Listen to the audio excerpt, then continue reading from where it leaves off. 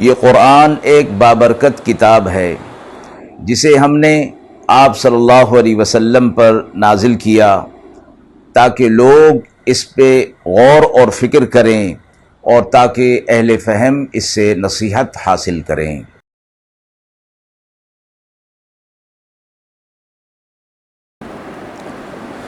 بسم اللہ الرحمن الرحیم۔ السلام علیکم ورحمۃ اللہ وبرکاتہ۔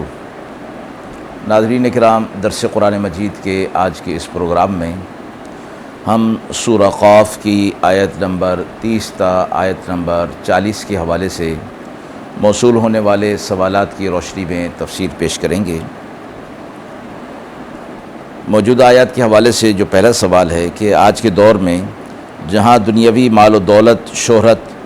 اور مقام کی دوڑ لگی ہوئی ہے، ان آیات سے ہم کس طرح یہ سبق حاصل کر سکتے ہیں کہ دنیا کی محبت اور اللہ کے ذکر سے غفلت انسان کو کیسے نقصان پہنچا سکتی ہے۔ اسی حوالے سے دوسرا سوال ہے کہ ان آیت میں اللہ تعالیٰ نے نماز اور صبر کا ذکر کیا ہے۔ موجودہ وقت میں جب لوگ بے چینی، ذہنی دباؤ اور پریشانی کا شکار ہیں،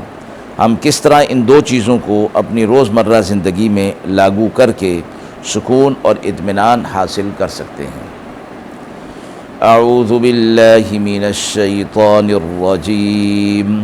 بسم اللہ الرحمن الرحیم۔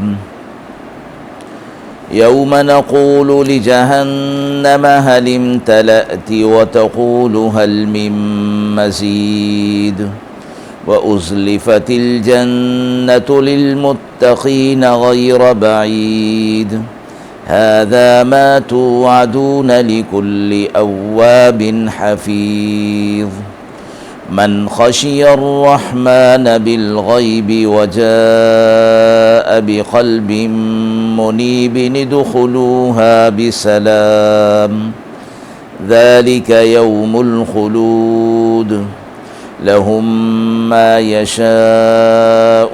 فيها ولدينا مزيد وكم أهلكنا قبلهم من قرن هم أشد منهم بطشا فنقبوا في البلاد هل من محيص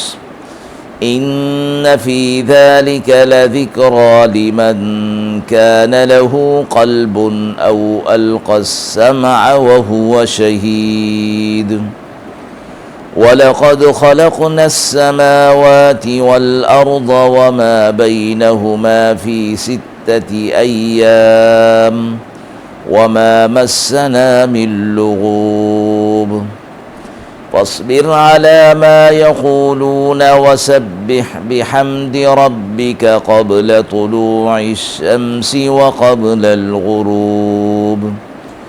ومن الليل فسبحه وأدبار السجود۔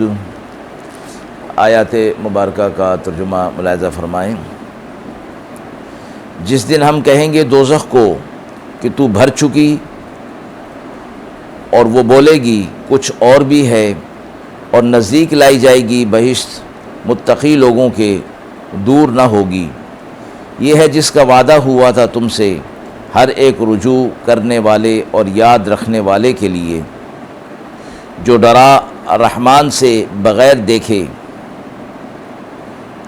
اور لائے گا دل رجوع ہونے والا۔ داخل ہو جاؤ اس میں سلامتی کے ساتھ، یہ دن ہے ہمیشہ رہنے کا، ان کے لیے ہے وہاں وہ جو چاہیں گے، اور ہمارے پاس کچھ زیادہ بھی ہے۔ اور کتنی تباہ کر چکے ہم ان سے پہلے جماعتیں کہ ان کی قوت زبردست تھی ان سے، پھر لگے قریدنے شہروں میں، کہیں ہے بھاگ جانے کو ٹھکانہ، سو اس میں سوچنے کی جگہ ہے اس کو جس کے اندر دل ہے، یا لگائے وہ کان دل لگا کر۔ اور ہم نے بنایا آسمان اور زمین اور جو کچھ ان کے درمیان میں ہے 6 دن میں، اور ہمیں تھکان نے چھوا تک نہیں۔ سو آپ صبر کیجئے جو کچھ وہ کہتے ہیں، اور تسبیح بیان کیجئے اپنے رب کی، سورج نکلنے سے پہلے اور ڈوبنے سے پہلے،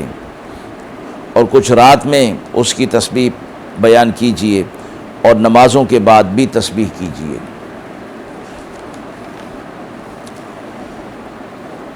موجودہ آیات کے حوالے سے جو پہلا سوال ہے کہ آج کے دور میں جہاں دنیاوی مال و دولت، شہرت اور مقام کی دوڑ لگی ہوئی ہے،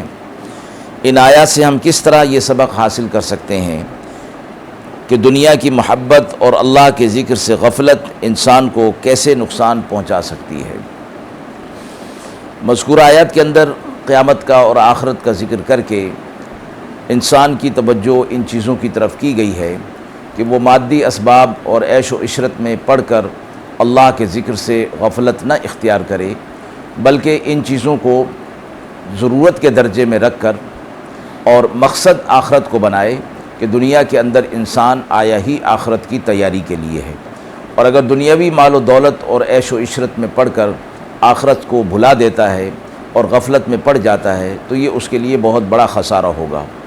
بار بار قرآن مجید کے اندر انسان کو آخرت کی دھیان کی طرف توجہ دلائی گئی، اور دنیا کو کھیل اور تماشا اور وقتی ضرورت کہا گیا، اور آخرت کو باقی رہنے والا، ہمیشہ رہنے والا، اور وہاں جو فائدہ پا گیا وہ ہمیشہ کا فائدہ پا گیا، اور جو نقصان پا گیا وہ ہمیشہ کا خسارہ اور نقصان پا گیا، جیسی چیزوں کی وعید سنا کر اس چیز کی طرف توجہ دلائی گئی کہ وہ آخرت کو ہرگز فراموش نہ کریں۔ دوسرا سوال کہ ان آیات میں اللہ تعالیٰ نے نماز اور صبر کا ذکر کیا ہے۔ موجودہ وقت میں جب لوگ بے چینی، ذہنی دباؤ اور پریشانی کا شکار ہیں، ہم کس طرح ان دو چیزوں کو اپنی روزمرہ زندگی میں لاگو کر کے سکون اور اطمینان حاصل کر سکتے ہیں؟ نماز کا ذکر اور تسبیحات کا ذکر کیا گیا کہ سورج کے غروب ہونے سے پہلے، طلوع ہونے سے پہلے اور غروب ہونے سے پہلے تسبیحات کی جائیں، اور رات کے وقت میں بھی مراد اس سے نماز کے اندر مشغول ہونا ہے۔ اور صبر کا بھی حکم دیا گیا کہ آپ صلی اللہ علیہ وسلم کو جو لوگ